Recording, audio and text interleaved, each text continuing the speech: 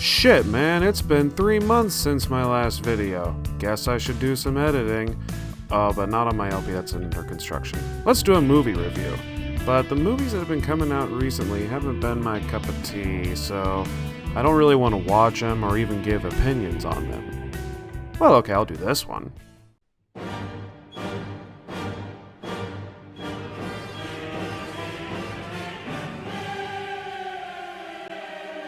Mad Max Fury Road is a continuation of a post-apocalyptic series directed by George Miller, following the experiences of the titular character and his survival in this dystopian world. He gets captured by some followers of the main villain, Immortan Joe, and is roped into a mission to prevent Imperator Furiosa from betraying him by running off with his select breeding wives. Pretty soon, it becomes a mad hunt to escape the tyranny and find salvation for our heroes in whatever way they can find it. I'm gonna say it. Mad Max is the most fun I've had in any movie-going experience ever. The action is awesome, the visuals stunning, the score is honestly quite epic, and it all combines into this huge adrenaline rush of a movie. I went into this movie expecting a dumb popcorn flick to just have fun, and while that is what I got, what I didn't expect was to also get a vivid choreography of stunts, bright color palettes bringing the world to life, and honest-to-God character development. You heard that right, character development in a Mad Max movie. I haven't seen previous films, so that may be par for the course, but as a newcomer, I was not expecting it to be so well done. The heart of the story clearly lies with Furiosa, but that's not a bad thing.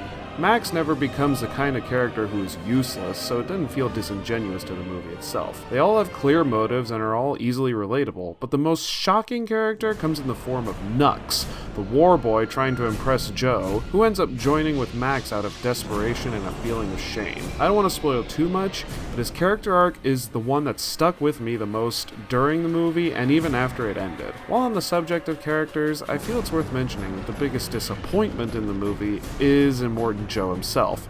They bill him as this big, badass villain, only to have him do most of his work through his minions. This wouldn't bother me if they didn't make him look so awesome. As it stands, he's a guy who ends up being a bit whiny and predictable. That said, they never make him over the top and push him beyond likability, and on that note, the acting from all the characters is so well directed. In a movie like this, you're just begging for actors to be over the top in their enjoyment, and while that's mostly the case, there are surprising moments of subtlety from certain performances. It all comes together to make actual characters with flaws, struggles, and personalities, as opposed to what could have been easy cardboard cutout archetypes. The action, what can I say? It speaks for itself. The few CGI effects that are used are only used to enhance some amazing set pieces and seriously hypnotizing stunts and choreography. It hits just the right spot of being extreme and intense throughout, keeping the flow going, while never feeling like there's too much going on.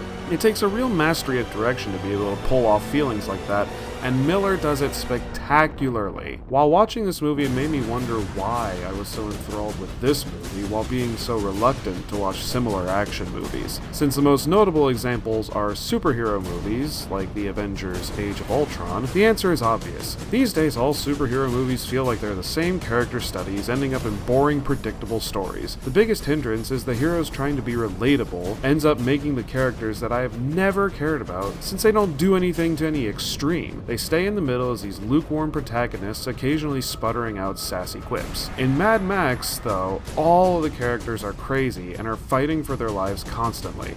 Taking the stakes out and putting everything into the survival mindset really allows the characters to come through and becomes a fascinating people.